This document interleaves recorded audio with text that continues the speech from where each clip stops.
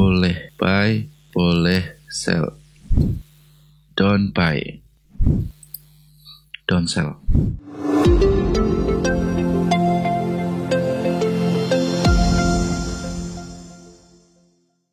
Halo Materian, kita bertemu lagi di konten kali ini. Kita akan membahas lebih spesifik dibanding konten sebelumnya. Saya akan mengulas konten terdahulu, yaitu bahwa cara membaca RSI yang mudah adalah melihatnya sebagai prosentase ya. Sebagai prosentase, 0 ini adalah 0% bagi buyer dan 100 ini adalah 100% bagi buyer.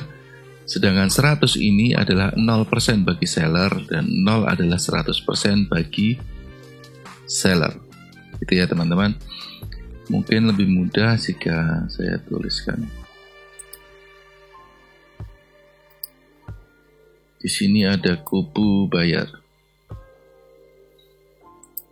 Saya kasih hijau. Kurang besar ya.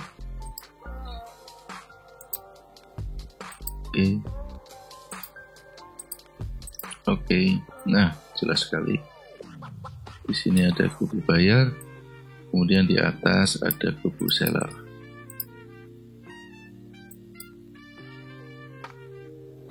Kita kasih warna merah.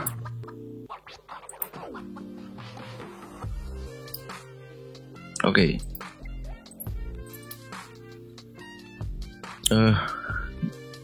Di sini kita masih menggunakan RSI 14 dan saya sampaikan lagi supaya teman-teman ingat bahwa rule ini tidak hanya berlaku untuk RSI 14. Gitu ya. Jadi ketika nanti kita membahas RSI kipas yang terdiri dari RSI 7, 14 dan 30, rule ini tetap sama. Oke. Yang pertama-tama di kawasan seller ketika ini konsolidasi teman-teman ya. Ini adalah area konsolidasi. Di area seller, di area atas ini sangat riskan kita melakukan posisi sell. Karena apa? Karena buyer mendominasi. Gitu ya teman-teman. Begitu juga sebaliknya, di area buyer ini sangat riskan kita melakukan open posisi buy. Karena apa? Karena seller mendominasi. Oke, kita akan bahas lebih spesifik kali ini. Ini pentingnya konsolidasi ya teman-teman. Di area bawah ini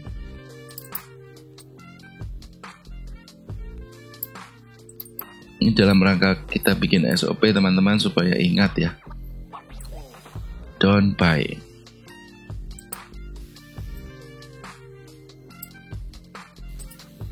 Di area ini don't sell.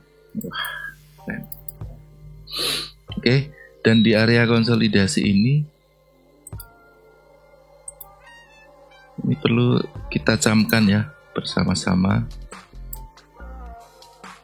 Boleh buy, boleh sell. Karena itu memang area pertempuran teman-teman. Disitulah buyer dan seller bertempur gitu ya.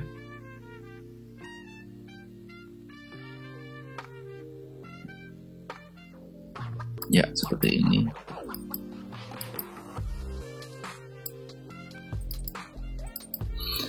Baik, lalu bagaimana cara membacanya?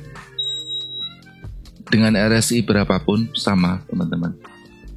Dengan RSI 14 kita bisa membaca ketika RSI sudah keluar dari 61,8, kita jangan sell. Kita fokus untuk pro ke buyer. Karena apa? Karena seller-seller di sini sudah banyak juga yang sudah berbalik arah menjadi buyer. Sehingga prosentase buyer menjadi lebih dominan. Begitulah logikanya. Nah, lalu bagaimana dengan saat ini RSI ada di level 61,1712 alias area konsolidasi, boleh buy, boleh sell.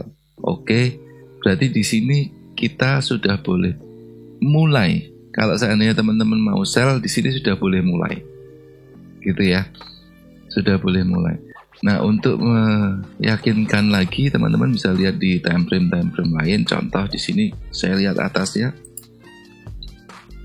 Weekly dia RSI memang masih di area konsolidasi, memang boleh buy, boleh sell. Oke. Di monthly, ternyata di monthly dia masih ada di bawah, area bawah ya. Jadi jangan buy dulu. Sangat sederhana, kita hanya perlu sedikit tenang. Di monthly kita masih dilarang untuk buy. Di weekly kita masih boleh buy dan sell, sedangkan di daily barusan kemarin kita dilarang untuk sell. Hari ini kita sudah mulai diizinkan untuk sell. Maksudnya apa? Potensi untuk monthly meneruskan perjalanan turun ke bawah dan ini menjadi re-entry monthly sangat besar. Gitu teman-teman. Lalu cara eksekusinya seperti apa? Teman-teman yang mau mulai sell sekarang boleh. Seperti yang saya sampaikan kemarin, setiap kali kita open posisi, biasakan untuk membuat perencanaan dan persiapan bagaimana jika seandainya harga berbalik arah. Oke, teman-teman sell sekarang boleh. Kita lihat di H4 apakah mendukung. Oke, H4 mulai membuat momentum ya teman-teman. Jika mau aman, teman-teman sellnya nunggu H4 keluar dari 38,2 juga boleh. Semua boleh teman-teman. Di area konsolidasi ini boleh buy, boleh sell. Di bawah 38,2 memang area untuk sell gitu ya teman-teman. Dengan melihat multi time frame seperti ini dengan RSI berapapun yang menurut teman-teman cocok,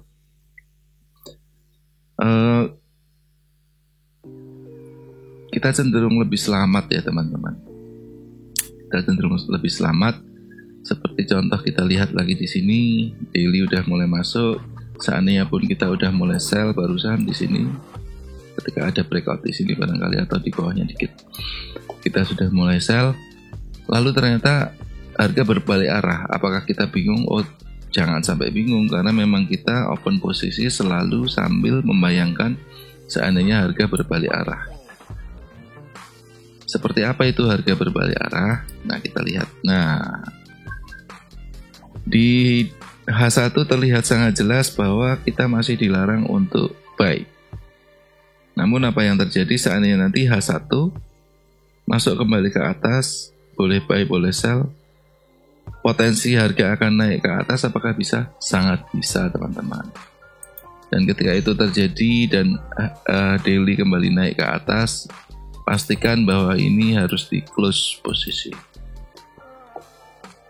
Itu teman-teman.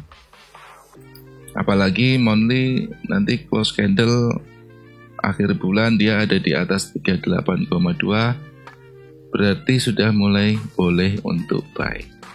Begitu teman-teman. Kalau sekarang masih riskan.